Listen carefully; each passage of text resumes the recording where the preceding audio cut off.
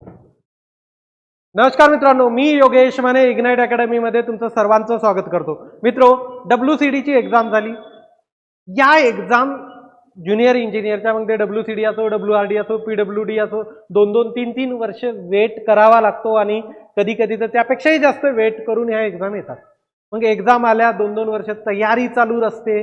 पहिलेच भरपूर प्रेशर असतं जॉबसाठीचं आणि त्यात जर गोंधळ झाला असेल, मी एक टिक केलं आणि दुसरंच काहीतरी माझ्या रिस्पॉन्सिबिलिटीमध्ये मिळत असेल तर मग एक टेन्शन येतं, माणूस डिप्रेशनमध्ये जायला लागतं, राईट. तर हे एक दोघा जणांचं पहिले तर सुरुवातीला असं वाटायचं की असं पॉसिबल नाही आहे.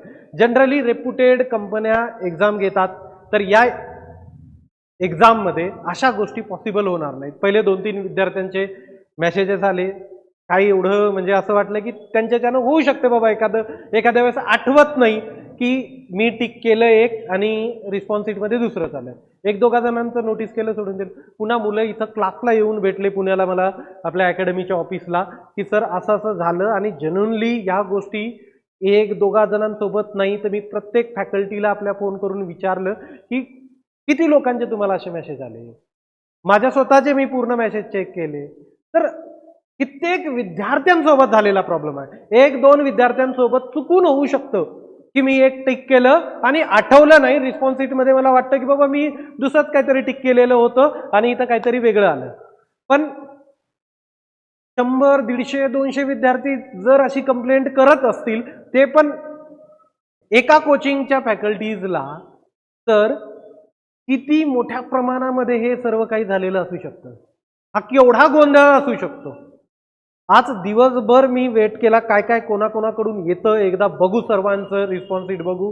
काही जणांचे क्वेश्चन्स पण आलेले आहेत, त्या क्वेश्चनचा सेपरेट व्हिडिओ तुमच्याकडे येईल. काय रिस्पॉन्सेस असणार आहेत, काय करेक्शन आहेत, ते वेगळं टॉपिक आहे.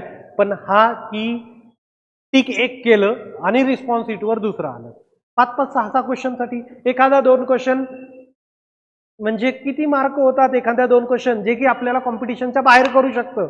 मग 5-5, 6-6 क्वेश्चन एका विद्यार्थ्याचे जर होत असतील, प्रत्येकासोबत आलं का, तर प्रत्येकासोबत नाही आलं. पण बऱ्याचशा कंप्लेंट आहेत की बाकी एक्झामला एवढ्या मोठ्या प्रमाणामध्ये ह्या कंप्लेंट नव्हत्या. मग ते WRD असो, 1, 2, 3, 4 विद्यार्थी असं काहीतरी यायचं की सर आम्ही टिक एक केलं, रिस्पॉन्सिबिलिटीमध्ये दुसरं आलं. पण यावेळेस हा मेजर इश्यू समोर आलेला आहे आणि याच्यामध्ये आता फॅक्ट्स वाटतात का, कारण जेवढी संख्या आहे या विद्यार्थ्यांची या कंप्लेंट बद्दलची, ती भरपूर जास्त आहे. त्यामुळे आता आपल्यालाही याच्या कंप्लेंट करणं गरजेचं आहे. प्रत्येकाने याच्यावर व्हिडिओ बनवणं चालू केलं, कारण प्रत्येक विद्यार्थ्यापर्यंत आपल्याला या गोष्टी पोहोचवायच्या आहेत. आणि तुम्ही तुमच्या व्यवस्थित रिस्पॉन्सिट बघा. एखादा 2 क्वेश्चनचा तुक्का मारलेला असू शकतो, त्यावेळेस आपल्याला आठवत नाही की काय तुक्का मारला आणि एक्झॅक्टली आन्सर काय. पण बरेच क्वेश्चनचे आन्सर आपल्याला ऑलरेडी माहिती असतात की हे या क्वेश्चनचं ए आन्सर आहे, पण रिस्पॉन्सिटमध्ये आणि मी ए टिक केलं, रिस्पॉन्सिटमध्ये बी दाखवतं, डी दाखवतं, राईट. कारण हे क्वेश्चन मला माहिती असलेले आहेत, मला माहित पण आहे की ही चूक मी करू शकत नाही आणि ती माझ्याकडून झालेली पण नाही, तरी पण असं का. तर हा मेजर इश्यू आहे. त्यामुळे या इश्यूला रेज करणं गरजेचं आहे. तुम्ही सर्वांनी कंप्लेंट करा. मी माझ्या परीनं जेवढं जमेल तेवढं मुलांपर्यंत पण पोहोचायचा प्रयत्न करतोय. सर्वांचे इश्यू आपण कलेक्ट करतोय आणि प्रत्येकानं मग तुमचं हेल्प डेस्क, तुम्ही ॲडमिट कार्ड डाउनलोड केलेलं आहे, तिथं सुद्धा एक हेल्प डेस्क नावाचा एक तुम्हाला वर ऑप्शन मिळतो. त्या हेल्प डेस्कवर क्लिक करा आणि तुमची क्वेरी पुट करा. एक दुसरा, WCDच्या हेल्पलाईनला सुद्धा तुम्ही कॉन्टॅक्ट करून, कॉल करून त्यांना इन्फॉर्म करू शकता, राईट. किती शांत राहायचं ना. 1-1, 2-2 मार्कानं जर तुमचं जॉब डिसाईड होत असेल, तर मग हे तर 5-5, 6-6 क्वेश्चनचे काहींचे व्हेरिएशन असेल. तुमचा इव्हन 1-2 क्वेश्चनचं जरी व्हेरिएशन वाटत असेल, तर ही क्वेरी रेज करा.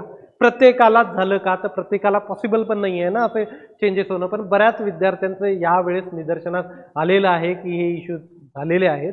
त्यामुळं हे इश्यू पुढं रेज करण्यासाठी सुरुवात कुठून असतं, आम्ही व्हिडिओज बनवून तुमच्यापर्यंत पोहोचू शकतो, राईट. असं काही जणांचं कसं होतं की काय माझंच एकट्याचं झालं का, मग तो येतच नाही फ्रंटला, पुढे येतच नाही. कधी कधी तो आम्हालाही सांगत नाही की सर असा असा माझा इश्यू झाला. पण यावेळेस बऱ्यापैकी विद्यार्थ्यांनी आमच्यापर्यंत ही गोष्ट पोहोचवली.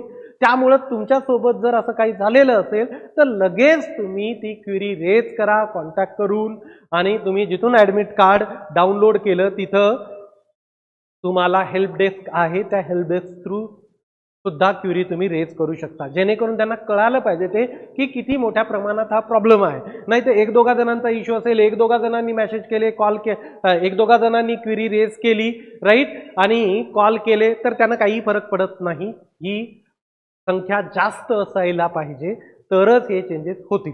ओके, तर याबद्दलचे पुढे काही अपडेट असतील, काही सजेशन असतील तर मी ते व्हिडिओद्वारे तुम्हाला तुमच्यापर्यंत पोहोचवेल, आणि मी क्वेश्चन्स कलेक्ट करतोय, राईट. या क्वेश्चनवर तुमचा महाले सरांचा एक स्पेशल व्हिडिओ पण येईल, काय काय ऑब्जेक्शन्स आहेत, त्यानंतर काय प्रूफ वगैरे प्रोव्हाइड केले जाऊ शकतात हे सर सेपरेटली एक्सप्लेन करतीलच. सध्या मी इथं थांबतो. Thank you so much guys for listening me. Thank you so much.